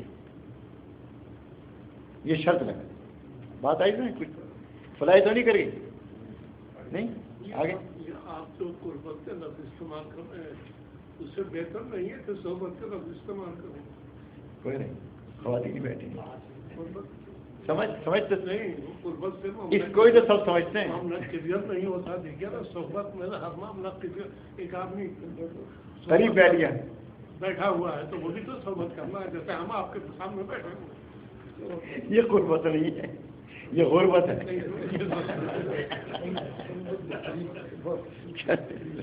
چلے کہہ دیں آپ، میں احتیاط سے بول رہا ہوں کیونکہ اصل میں بات یہ ہے قرآن کریم میں ایک بات جو میں نے پہلے بتائی تھی کہ جتنے جنسی مسائل ہوتے ہیں ان میں اللہ تعالیٰ پردے ڈال کر فرما، بس سمجھتے سبھی ہیں نا بات کیا کہی جا رہی ہے، تو اس کے اندر کھول کے بیان کرنے کی کیا ضرورت ہے؟ کھول کے بیان کرنا تھوڑی سی شرم حیا والا مسئلہ آتا نا، تو ٹھیک ہے آپ یہ کہیے میں یہ کہوں گا، ٹھیک ہے آپ ادھر بات لے کر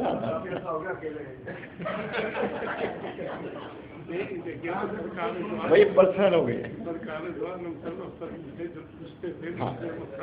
جی، تو آپ اس وقت کھل کے بیان کرتے یہ کھل کے بیان کر رہا ہوں، کو جو ہے کھل کے بتاتے تھے کیونکہ ہر میں نے یہ تو نہیں کہا کہ ڈیش ڈیش کرتے ہیں کوئی نہیں سمجھتا کھول کے بیان کرنا اور کیا ہوتا ہے بھائی کھول کے، میں کہوں ڈیش ڈیش کرتے ہوں تو یہ کیا بات ہے؟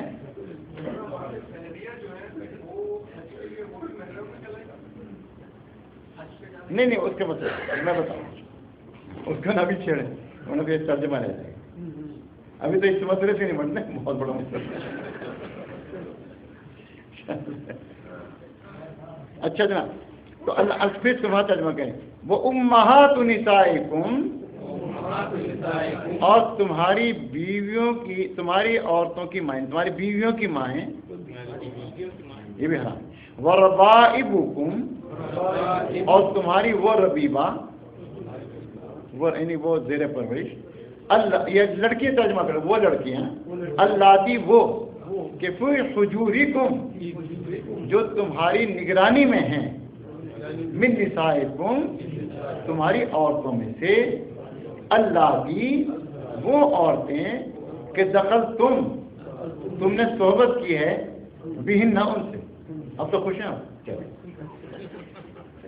فَإِن، پھر اگر لم تکونوا، تم نہ ہو، دخل تم کہ تم نے قربت کی ہو، بہن، ان عورتوں سے، فلا جناح، پھر نہیں گناہ ہے، علیکم، تمہارے پر کوئی گناہ نہیں، وہ لڑکی ہے ٹھیک کر سکتے ہو نکاح، لیکن اگر ان کی وہ تم نے ان کی ماں سے مل لی ہو تم اور تعلق قائم تم نے کر لیا میاں بیوی جیسا، تو پھر اب وہ تمہاری بیٹی ہوں گی اور بیٹے سے نکاح نہیں سکتا۔ پرورش اس میں شرط ہے، پرورش شرط ہے، اگر پرورش میں نہیں ہے دوسرے شوہر کے پاس ہے تو پھر وہ نہیں، اس کے اندر بھی وہ یہ تو بتائی کہ بھائی آپ کے پاس ہی لڑکی ہیں وہ جو پرورش میں، لیکن اگر فرض کی اسی کی بیٹی، اس کو کہتے ہیں کہ ماں شریک ہے باپ شریک، تو وہ بیٹی جہاں بھی ہے اس کی پرورش میں، لیکن ہے تو ماں شریک، تو ماں شریک جو ہے وہ رشتہ تو ماں کے تھرو جا رہا ہے نا، تو وہ ان کے پاس ہو یا دوسری جگہ پر ہو تو کوئی فرق نہیں پڑتا، بیٹی بیٹی پرورش کا ایک خاص طور سے اس لیے کہ وہ تمہارے پاس ہیں موجود، اب تم ان کو سمجھو گے تو ہمارے قبضے کے اندر ہیں، ہم جیسے چاہے ان کو شادی کریں، ایسا نہیں، جو دور ہیں وہ تو دور ہیں ہی، لیکن ہیں بیٹی ہوں، ہاں کوئی اور کوئی نہیں، بیٹی بیٹی، کیونکہ میں نے کہا رشتہ جا رہا ہے تھرو ماں کے تھرو، ڈائریکٹ نہیں جا رہا نا رشتہ، ماں کے تھرو جا، اور ماں کی وہ بیٹی جہاں بھی ہو اور یہ اس کا شوہر ہے تو وہ بھی تو بیٹی ہو گئی، پرورش کہیں بھی ہو، اس میں ایک لطیف سی بات ہے، ان شاء اللہ غور کریں گے۔ وَحَلَائِلُ، اور حلیلہ یعنی وہ عورتیں، ابنائکم، تمہارے بیٹوں کی، ابنا ابن کی جمع، وحلائل ابنائکم، تمہارے بیٹوں کی بیویاں، تمہارے بیٹوں کی بیویاں بہو ہیں، لیکن کون سی، کون بیٹے، الذین، وہ بیٹے، من اصلابکم، جو تمہارے صلب سے ہوں، تمہاری پیٹھ سے ہوں، مطلب یہ تمہاری اولاد، سگی اولاد، لے پالک نہیں، کوئی لے پالک کہتے ہیں، کوئی متبنہ کہتے ہیں، کوئی کیا کہتے ہیں، گڈھیلنا کہتے ہیں، پنجابی میں کیا کہتے ہیں، کڈھیلنا، کہ بھائی پنجاب والے کون کون ہیں کیا کہتے ہیں اس کو، نہیں سارے تو پنجابی بیٹھے ہیں، لے پالک ہی کہتے ہیں،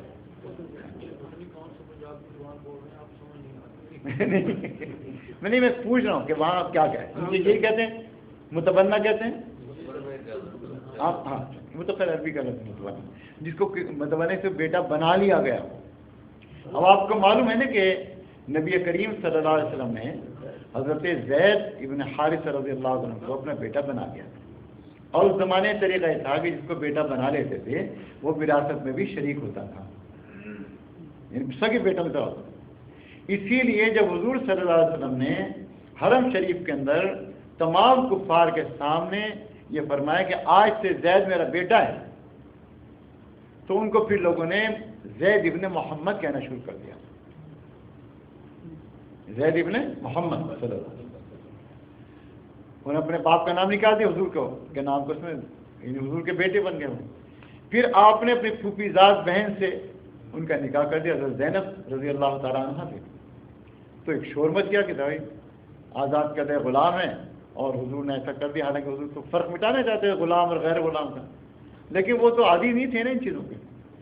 تو پھر جب وہ تم ایک ہنگامہ جب حضرت زید نے نبھ نہ سکے طلاق دے دی، تو اس سے بڑا ہنگامہ کے ساتھ نہیں کہہ رہے تھے لیکن یہ ہوگا اس کا انجام. تو پھر ایک اور بدنامگی آ گئی. اس کے بعد اللہ تعالیٰ نے خود قرآن کریم میں فرمایا کہ حضرت زید کا نکاح حضرت زینب کا نکاح حضور اکرم صلی اللہ علیہ وسلم اللہ نے فرما دیا، اور فرمایا کہ نبی اس کی پرواہ نہ کریں. اور یہاں سے وہ دنیا کی رسم ختم ہوئی کہ جب اللہ نے فرمایا ما کان محمد ابا احد من رجالکم ولکن رسول اللہ وخاتم النبیین، کہ تمہارے مردوں میں سے وہ کسی کے باپ نہیں. تو پھر انہوں نے اپنے آپ کو زید ابن حارثہ کہنے شروع کر دیا، زید ابن محمد ہی کہہ دیتے تھے پہلے کہتے تھے. اور اللہ نے کتنے اس رسم کو دنیا سے مٹا دیا، ورنہ تو دنیا سے لے پالک ہوا کرتے. یہی وجہ ہے کہ آج ہمارے حکومت پاکستان کے قانون کے اندر بھی یہ چیز موجود ہے کہ آپ کسی کو ایڈاپٹ نہیں کر سکتے، کسی کو پاکستان کے یا کسی مسلمان بچے کو آپ ایڈاپٹ نہیں کرتے. اور ویسے بھی اسلام کا قانون ہے کہ کسی کو ایڈاپٹ نہیں کرنا چاہیے، کسی کو اپنا بیٹا نہیں بنانا چاہیے، کسی کو بیٹی نہیں بنانا چاہیے. یہ جو لوگ کر لیتے ہیں بعض اس کے بڑے نقصانات ہوتے ہیں. وجہ اس کی یہ ہے کہ آپ نے بے شک اس کو پالا ہے لیکن آپ کی بیٹی تو نہیں ہے. بے شک نے پالا وہ آپ کا بیٹا تو نہیں ہے تو غیر ہی وہ اگر باپ کے پاس جیسے بچیاں لیٹ جاتی ہیں لیٹ گئی تو کیا جائز ہے اس کے لیے لیٹنا، یا بیٹا ماں کے پاس لیٹ جائے اس کا لیٹنا جائز ہوگا؟ تو غیر ہی ہوگا نا. ہمیشہ کے رشتے تو رشتے ہوتے ہیں ہمیشہ. تو اس کے لیے ہمیشہ کے لیے مٹا دیا گیا کہ کوئی کسی کو متبنہ نہیں بنا سکتا، نہ لڑکی کو نہ لڑکے کو. وہ تو اپنی وہ تو اس کو ایڈاپشن نہیں، وہ تو آپ کو عطیے کے طور پہ دیا ہے بیٹا. اچھا نام بھی پھر یہ ہے کہ قرآن کریم میں یہ کہ پھر نام باپ کے نام سے اس کو پکارا جائے. یہ نکاحوں میں بڑا وقت وہ ہوتا ہے، جب نکاح ہوتا ہے نا وہاں ہوتا ہے مسئلہ. لوگ پوچھتے ہیں کہ جی ہم اس کا تو ڈاکومنٹس کے اندر تو ان کا نام لکھا ہوا ہے، ڈاکومنٹس کے تو ان کا نام لکھا ہوا جو موجودہ ہیں، اور جو اصلی باپ ہے اس کا نام نہیں. تو کہیں نکاح ہو جائے ہم کہہ دیتے ہیں بھائی لڑکی کے باپ کا نام لینا ضروری نہیں ہوتا نکاح کے. لڑکی سامنے موجود ہے، اس نے اجازت دے دی، ختم ہو گئی بات. باپ کا نام لینے کی ضرورت کیا؟ تو تھوڑا ہم بھی پردہ رکھ لیتے ہیں اس کے اندر، ایسے ماحول میں رکھنا پڑتا ہے نا کچھ نہ کچھ. تو بہرحال میں عرض کرتا ہے کہ سگا بیٹا وہی ہے کہ جو انسان کی پیٹھ سے نہیں اس کا اپنا ہو سگا. تو فرمایا کہ اور تمہارے بیٹوں کی وہ بیویاں کہ الذین من اصلابکم، کہ جو تمہارے صلب سے ہوں، اصلاب جمع صلب کی، جو تمہارے صلب سے ہوں، تمہارے پیٹھ سے ہوں، ان سے بہوؤں سے تم نکاح نہیں کر سکتے. اچھا اور کیا کیا حرام ہے؟ فرمایا وَأَن تَجْمَعُوا، اور حرام کر دیا تم پر یہ کہ تم جمع کرو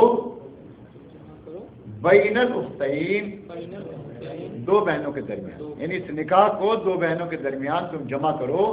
یہ بھی حرام ہے اللہ سوائے ماں وہ قد سلف جو یقین گزر گیا، جو گزر گیا تو گزر گیا. قد مانی یقین، سلف مانی گزر گیا، جو پہلے گزر گیا تو گزر گیا. امر ہوئی اللہ، اس کا معاملہ اللہ کی طرف ہے، لیکن اب تمہیں اس کی اجازت نہیں. ان اللہ، بے شک اللہ، کان ہے غفوراً، مغفرت کرنے والا، رحیماً اور رحم کرنے والا. اچھا اب اس کے بعد یہ فرمایا گیا کہ جو شادی شدہ عورتیں ہیں ان سے بھی یہ بھی حرمت کے تحت ساری احکامات آ رہے ہیں. والمحصنات، یہ پانچوں سپارہ یہاں شروع ہوتا ہے. والمحصنات، اور قلعے والیاں، کیا کہتے ہیں قلعے والی؟ آپ لوگ چونک کیوں ہیں؟ حسن کہتے ہیں قلعے کو، حسن نہیں حسن، وہ جو کتاب ہے حسن حسین، اس کو لوگ پڑھتے ہیں حسن حسین۔ میں نے کہا بھائی حسن حسین کون سی کتاب؟ میں بھی ایک بار چکرا گیا، میں نے کہا مجھے لا کے دکھاؤ، میں نے کہا بھائی یہ تو حسن حسین ہے، حفاظت کا قلعہ۔ قلعہ کہتے ہیں پہلے زمانے کے اندر وہ قلعے بنا لیتے تھے، فوجیں اس کے اندر ہوتی تھی، حفاظت ہوتی تھی ملک کے اندر، بادشاہ اس میں ہوتا تھا سب، تو اس کو قلعہ کہتے تھے۔ اب ایک بات ذرا میں بتاؤں گا بھی انشاءاللہ، ذرا پہلے ترجمہ کریں۔ اور حرام کر دی گئی کون؟ المحصنات، وہ جو شوہروں والی ہیں، قلعے والی ہیں۔ حسن کے معنی قلعہ، حسن کے معنی حفاظت۔ محسنات، محسنہ کہتے ہیں جو محفوظ ہو، محسنات جو محفوظ ہوں، جمع۔ من النساء، عورتوں میں سے، بس یہ رشتے یہاں ختم ہو گئے۔ اس کے بعد آگے آتی بات کہ اور یہ بھی حرام ہے کہ جو عورتوں میں سے شادی شدہ ہوں ان سے بھی نکاح کرنا حرام ہے، الا سوائے ماں وہ کے ملکت مالک ہوں ایمانکم، تمہارے دانے ہاتھ۔ اس کو کہتے ہیں ملک یمین، اور ملک یمین کا ترجمہ ہوتا ہے باندھی۔ ایک تو مردوں کو غلام کہتے ہیں، اور جو پکڑی ہوئی آتی ہیں عورتیں ان کو ملک یمین بھی اس کو کہتے ہیں، اور باندھی بھی کہتے ہیں، ہمارے اردو میں باندھی کہتے ہیں۔ تو فرمایا سوائے اس کے کہ باندھی ہوں تو اور بات ہے، اور باندھی بھی کیوں یہ یہاں سے اس طرح کیوں گیا کہ اگرچہ وہ شادی شدہ ہیں، جیسے میں نے بتایا اگرچہ وہ اپنے ملک میں دارالحرب کے اندر شادی شدہ ہیں، لیکن اب وہ یہاں پر باندھی بنا کر دے دی گئی ہیں، تو ان کے لیے تو نہیں، لیکن ویسے ہر شادی شدہ عورت سے نکاح کرنا حرام ہے۔ پھر اس آیت کا ترجمہ ذرا اور کیا ہے؟ والمحصنات، میں لفظی ترجمہ کریں، اور شادی شدہ عورت، شادی شدہ من النساء، عورتوں میں سے، الا سوائے ماں وہ کے ملکت مالک ہو گئے ایمانکم، تمہارے دانے ہاتھ، یعنی جو تمہاری باندھی ان کا مسئلہ دوسرا ہے۔ اب یہاں اللہ نے فرمایا کتاب اللہ، لوگوں یہ جو کچھ فرمایا گیا ہے یہ کتاب اللہ نے لکھ دیا ہے، اس کا فرمان ہے۔ فرمان تو فرمان ہوتا ہے، کیوں کرنا تھا؟ آپ کی فوج کے اندر اگر فرمان جاری کر دیا جائے تو کیا ہوتا ہے؟ آرڈر از آرڈر، حکم کی تعمیل کرنی۔ یہ کتاب اللہ کا آرڈر ہے، کتاب اللہ کا لکھا ہوا۔ اچھا ہو گیا، کتاب اللہ فرض ہے اللہ کی طرف سے، علیکم یہ تمہارے اوپر فرض ہے، کتاب اللہ لکھ دیا ہے تم پر اللہ نے۔ اچھا جب روزوں کا حکم آیا تو کیا فرمایا تھا؟ یا ایھا الذین آمنوا کتب علیکم الصیام، لکھ دیا گیا تم پر، یعنی فرمان جاری کر دیا گیا ہے، حکم جاری کر دیا گیا ہے کہ تم، بڑا سخت حکم ہے اللہ کا لکھا ہوا، معمولی چیز تو نہیں تھا۔ دنیا کے اندر فرمان جاری ہو جائے تو بڑی بڑی باتیں ہوتی ہیں۔ اللہ نے فرمایا یا ایھا الذین آمنوا کتب علیکم الصیام، تم پر لکھ دیے گئے روزے، فرض کر دیے گئے۔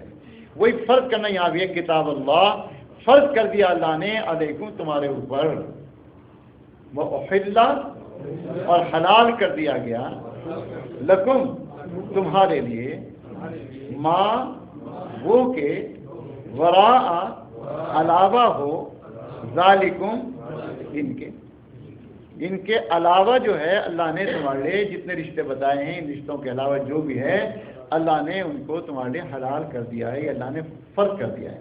فرض کر دیا کہ تم سے نکاح نہ کرو جو محرمات ہیں، خواہ وہ محرمات نصیبیہ ہیں یا محرمات رضائیہ ہیں یا محرمات ظہریہ ہیں، جو بھی ہیں، لیکن یہ اللہ کا حکم ہے۔ احل لکم ما وراء، ان کے علاوہ اللہ نے تمہارے لیے حلال کر دیا ہے کہ ان تبتغوا، یہ کہ تم تلاش کرو، باموالکم اپنے مالوں سے، اپنے مالوں کے ذریعے سے، مہر کے ذریعے سے، محسنین، اب دیکھ حسن کے معنی پھر وہ ترجمہ یہاں کریں، حفاظت میں لانے کے لیے، غیر مسافہین، نہ کہ مستی نکالنے کے لیے۔ مسا کہتے ہیں تمہیں وہ یاری دوستی کے اندر ہوتا ہے۔ تو فرمایا کہ یہ اس لیے نہ ہو کہ مہر دے کر پیسے دے کر لے آؤ تم، وہ ان کو نکاح کی ذمہ داریوں میں لانے کے لیے ہو، وقتی گزارے کے لیے نہ۔ فما پھر وہ کہ استمتعتم، استمتاع کہتے ہیں فائدہ حاصل کرنے۔ ایک آپ نے سنا حج، حج کی 3 قسمیں ہوتی ہیں، حج افراد، حج قران، حج تمتع۔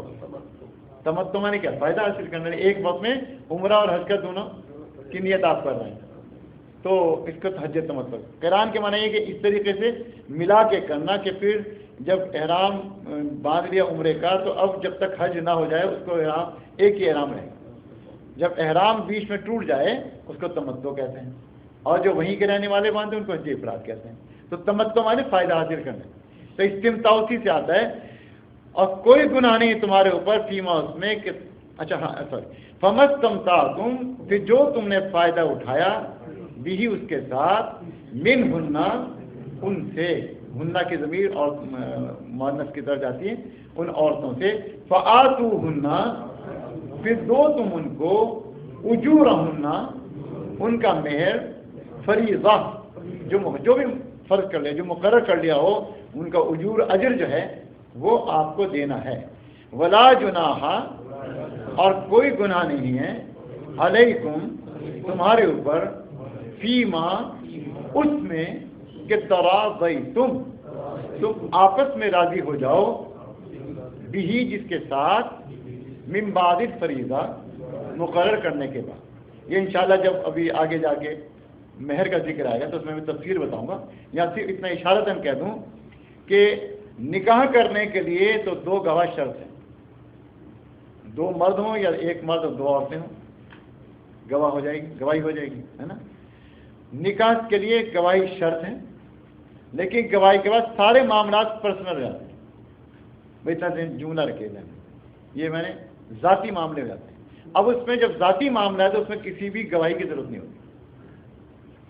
اب اگر فرض کیجئے کہ کسی شخص نے مہر باندھا تھا $500، بیوی نے کہا کہ چھوڑو سب کچھ میرا ہی تو ہے، میں نے معاف کر دیا، ختم، کسی گواہی کی ضرورت نہیں، کسی کو یہ لانے کی ضرورت نہیں کہ کسی نے معاف کیا تھا نہیں کیا تھا، یہ بندے کا اللہ کا معاملہ ہے۔ یہ شوہر نے کہا کہ وہ تو ابا نے کہا تھا کہ بھائی $100 باندھ لو، میرا تیرا تو یہ تھا کہ میں تو $1000 باندھتا، تو چلو 1000 ہو گیا اس کا۔ یہ آپس کی، جب آپس کی رضا سے کوئی چیز ہو جائے جو مقرر کیا اس کے اندر کوئی نہیں، یا معاف کر دے یا چھوڑ دے، بڑھا دے، گھٹا دے، سب کچھ۔ ایسی طلاق کا مسئلہ بھی ذاتی ہے، یہ بھی ذات کے اندر بیدی عقدۃ النکاح، نکاح گرا اللہ نے مرد کے ہاتھ میں دے دی۔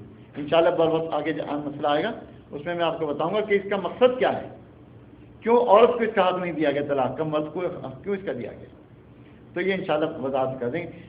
مختصر یہ کہ اللہ نے فرمایا کہ کوئی تم پر گناہ نہیں ہے کہ جو کچھ تم راضی، تم جس کے ساتھ تم راضی ہو جاؤ، من بعد الفریضہ، مقرر کرنے کے بعد، مہر مقرر کر لیا اور اس کے بعد تم نے کوئی تبدیلی کری، ان اللہ، بے شک اللہ، کان علیمن، ہے جاننے والا، حکیمن، اور حکمت والا۔ آج کا درس جو ہے نا وہ اگر دیکھا جائے تو بہت امپورٹنٹ ہے۔ اچھا پتہ نہیں کاشف صاحب کب اس کی وہ بنا کے لائیں گے، ادھر بیٹھے کاشف صاحب پیچھے بیٹھے، تو میں نے کہا جب وہ بنا کے لائیں گے اس کا CD تو لوگوں کو انشاءاللہ بہت فائدہ اس کا ہوگا، پھر آپ سنتے رہیے گا اور اس کو پڑھتے رہیے گا۔ اچھا جی، ایک دفعہ میرے خیال صرف ترجمہ کر لیتے ہیں، پھر اس کے بعد پھر سوال جواب آپ کے سب سے پہلے سوال ہمارے نظر بھائی کا ہے، کرنا نظر صاحب، اب ترجمہ پھر ذہن میں لے آئیے گا سب مضمون کو۔ بسم اللہ الرحمن الرحیم۔ ولا تنکحوا، ترجمہ آپ کریں، ہاں صحیح زور سے گھبرائیں شرمائیں، ولا تنکحوا،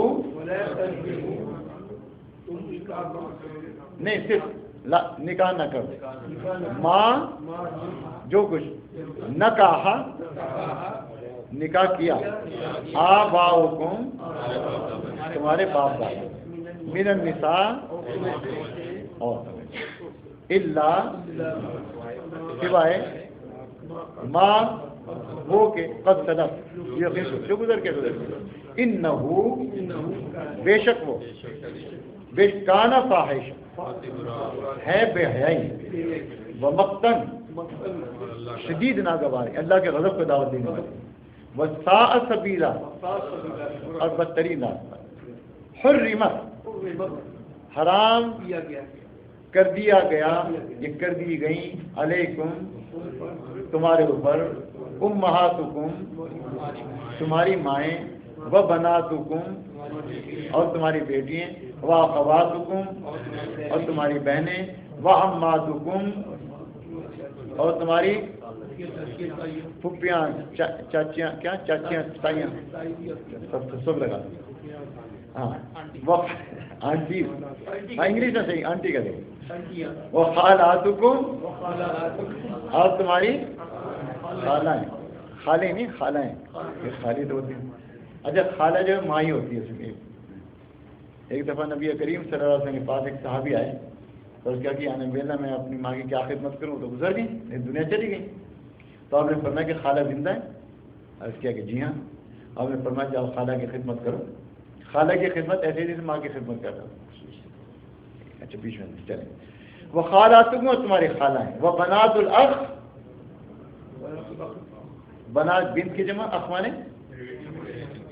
بھائی، بنات الاخ بھائی کی بیٹی یعنی بتی. وہ بنات الاخت بہن، ہاں بہن کی بیٹی. وہ امہاتکم اور تمہاری مائیں، اللاتী وہ کے ارضعنکم جنہوں نے تمہیں دودھ پلایا. وہ اخواتکم اور تمہاری نہیں ابھی کہاں دوسرے کام وہ تو ہو گیا رضا. اور تمہاری بہن من الرضاع رضا خود ایک لفظ ہے. وہ امہات نسائکم اور تمہاری بیویوں کی مائیں، وربائبکم اور تمہاری وہ لڑکیاں ترجمہ کر لیں جو ربیبہ کے معنی ہوتے ہیں پرورش میں وہ لڑکی، لیکن جو حضور لفظ آگے تو پھر ترجمہ ہوگا. وربائبکم اور تمہاری لڑکیاں، اللاتی وہ کہ فی حجورکم جو تمہاری نگرانی میں ہوں، تمہاری پرورش میں ہوں، من نسائکم تمہاری عورتوں سے، اللاتی وہ کہ دخلتم تم نے قربت کی ہو، بہن ان سے، فإن پھر اگر لم تکونوا تم نہ ہو، دخلتم کہ تم نے صحبت کی ہو، بہن ان عورتوں سے، فلا جناح پھر نہیں گناہ ہے، علیکم تمہارے اوپر، وحلائل اور بیویاں، ابنائکم تمہارے بیٹوں کی، الذین وہ بیٹے، من اصلابکم جو تمہاری پیٹھ سے ہوں، تمہارے سرگ سے ہوں. اور حرام کیا ہے؟ وَأَن تَجْمَعُوا اور یہ کہ تم جمع کرو، بین الأختین دو بہنوں کے درمیان، الا سوائے ما وہ کہ قد سلف جو یقین گزر گیا. ان اللہ بے شک اللہ کان غفوراً ہے مغفرت کرنے والا، رحیماً بہت رحم کرنے والا. والمحصنات اور شادی شدہ من النساء عورتوں میں سے، الا سوائے ما وہ کہ ملکت مالک ہوں، ایمانکم تمہارے دانے ہاتھ، کتاب اللہ کا لکھا ہے، علیکم تمہارے اوپر، یعنی اللہ نے فرض کر دیا تم پر، ہے نا.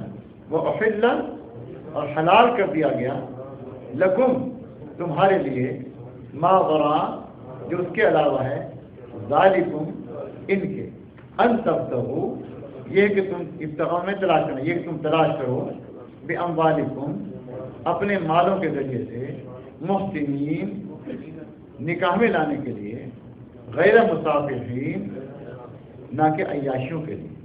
وما پھر وہ کہ استمتعتم تم نے فائدہ حاصل کیا ہو، بھی اس کے ساتھ، منہن ان سے، فآتوہن پھر دو ان کو، اجورہن ان کے مہر، فریضہ مقرر فریضہ جو مقرر مہر وہ دو، ولا جناح اور کوئی گناہ نہیں ہے، علیکم تمہارے اوپر، فیما اس میں کہ تراضیتم تم آپس میں راضی ہو بھی جس کے ساتھ من بعد الفریضہ مقرر کرنے کے بعد ان اللہ بے شک اللہ کان علیمن ہے جاننے والا حکیمن اور حکمت والا. اچھا دو مسئلے میں بتاؤں گا چھوٹے انشاءاللہ. ایک مسئلہ تو اسی سے متعلق والمحسنات سے متعلق ہے. اس میں آپ تو درود شریف پڑھیں میں پانی پی لوں.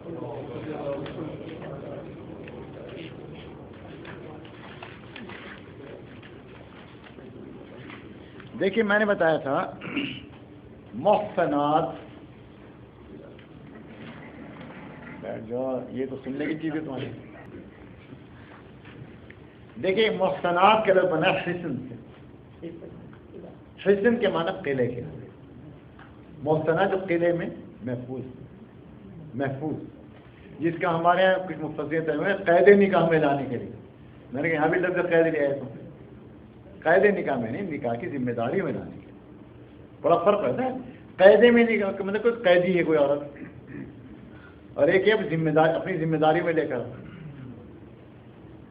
اچھا اگلی جو آیت انشاءاللہ اگلے پڑھیں گے ہم, اس کے اندر محسنات کا ترجمہ جو ہے, یہاں تو محسنات کا ترجمہ کیا ہے شادی شدہ, اور وہاں ترجمہ ہے کنواری لڑکی.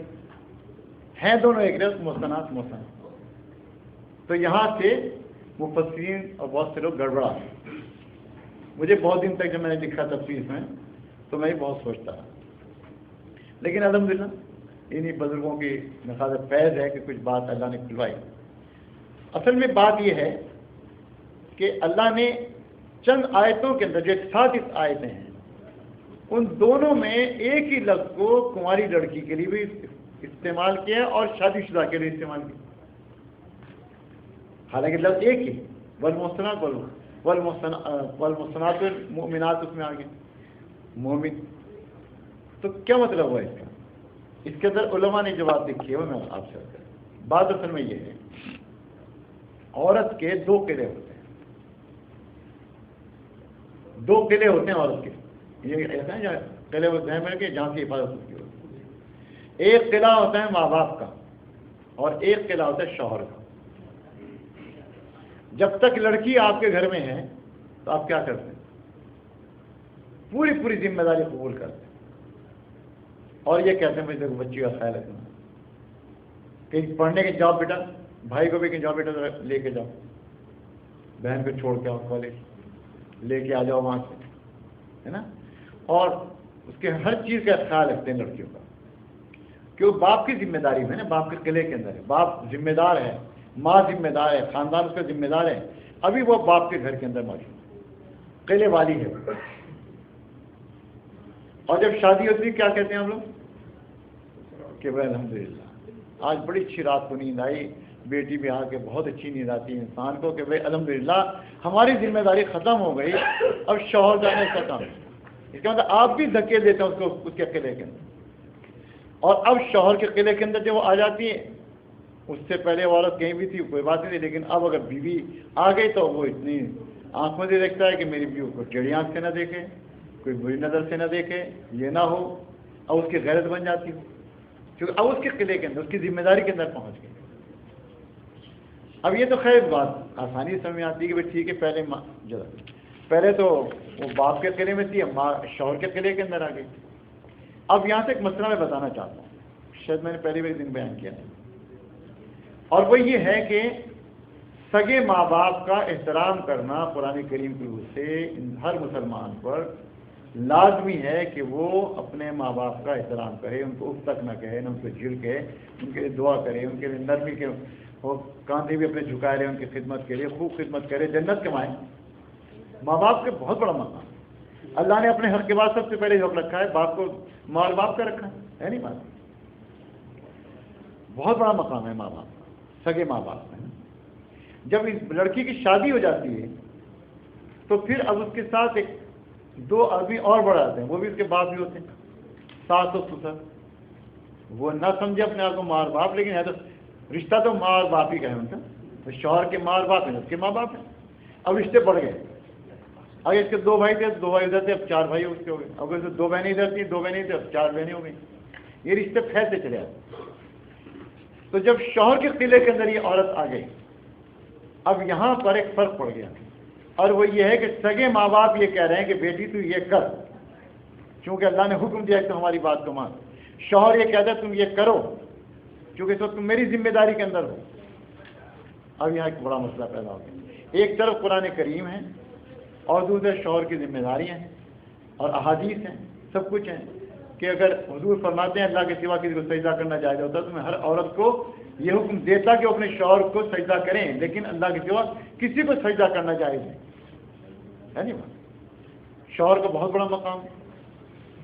اب دیکھیں ذرا سا فقہی مسئلہ ہے کہ سگے ماں باپ یہ کہہ رہے ہیں کہ تم یہ کام کرو ورنہ تم نافرمان ہوگی، میں تمہیں دودھ بھی بخشوں گی، ماں یہ کہہ رہی سگی ماں، اور جب شوہر کیا کہے تم میری بات مانو، تو میری ذمہ داری میں۔ اب مسئلہ پہنچ گیا فقہا کے پاس کہ جی بتائیے مسئلہ کیا ہے اس کے اندر۔ فقہا کا کیا جواب دیں گے؟ سن لیں، جواب یہ دیں گے کہ جو بات شوہر کہہ رہا ہے وہ بات مانو۔ کیوں؟ اس لیے کہ اب وہ ماں باپ کی بے شک ان کا ادب و احترام اپنی جگہ پر ہے، مشرک ماں باپ کو ان کا بھی احترام کرو، لیکن اب مسئلے کی روح سے آپ کو وہ کرنا چاہیے جو آپ کو شوہر کہہ رہے ہیں۔ اب آپ کو اپنے ماں باپ کی نہیں ماننی، ہاں مانو ہر بات، لیکن جب شوہر اڑ جائے کہ شوہر کی ماننی پڑے گی۔ یہ ہیں وہ دو قلعے۔ اسی لیے قرآن کریم کے اندر کنواری لڑکی کو بھی محسنہ فرمایا گیا اور شادی شدہ کو کوئی محسنہ فرمایا گیا۔ جب وہ لڑکی ماں باپ کے گھر میں اس وقت بھی محسنہ ہے، جب شوہر کے قلعے میں آگے تو ایک بات، ٹھیک ہے۔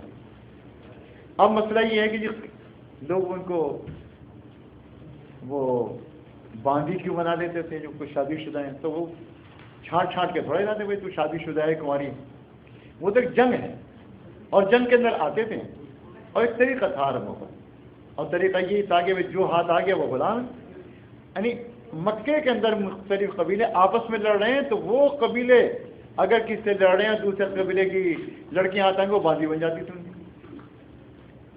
یہ چونکہ ایک مستقل موضوع ہے، میں چاہتا ہوں کہ اس کے اوپر انشاءاللہ میں نے پہلے وعدہ کیا تھا کہ مستقل میں بتاؤں گا کہ دین اسلام نے اس غلامی کے نظام کو کیسے ختم کیا، اور میں اتنا بڑا دعویٰ کرتا ہوں اس میں کہ اگر دین اسلام نہ ہوتا، یا میں کہوں کہ جو سرکار دو عالم حضرت محمد مصطفیٰ صلی اللہ علیہ وسلم نہ ہوتے تو دنیا سے کبھی غلامی ختم نہیں ہو سکتی۔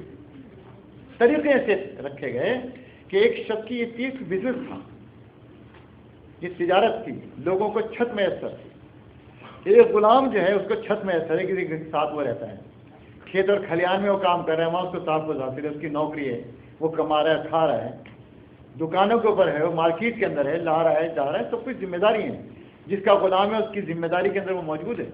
اگر نبی کریم صلی اللہ علیہ وسلم یہ کہہ دیتے کہ جاؤ آج سے جتنے غلام ہیں سب کے سب آزاد ہیں، تو ان غلاموں کے ساتھ بجائے انصاف کے یہ ان سے ظلم ہوتا، کیونکہ جو آزاد ہوتا ہے جاؤ بھائی اٹھاؤ بھی سریاں، جو تم آزاد ہو تو میرے غلام تو ہو ہی نو، وہ کہاں جاتے ہیں؟ ہزاروں لاکھوں انسان گھر سے بے گھر برباد ہو جاتے ہیں، بے روزگار ہو جاتے ہیں۔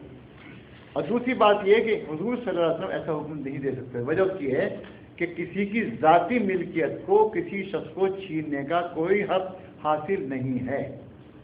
ایک چیز میری ہے، یہ پین میرا ہے، ٹھیک ہے میں دے دوں آپ کو، کوئی بات نہیں، لیکن آپ کوئی حق نہیں ہے کہ پین مجھ سے چھینیں گے تو غاصب کہلائیں گے، ظالم کہلائیں گے، جابر کہلائیں گے، لیکن میں اپنی مرضی سے دے دوں، لیکن ویسے نہیں دے سکتا کوئی، یہ میری چیز، یہ واسکٹ میری ہے، یہ فلاں چیز، یہ گھڑی میری ہے، جو میری چیز ہے اس میں کسی کو کوئی اختیار اسلام نہیں دیتا۔ ہاں میں کہتا ہوں بھائی ٹھیک ہے اگر آپ کو چاہیے قلم، میں $1 دے دیں گے، یہ قلم لے لیں، تو یہ تو میں نے اپنی چیز دینے کے بعد لیا نا۔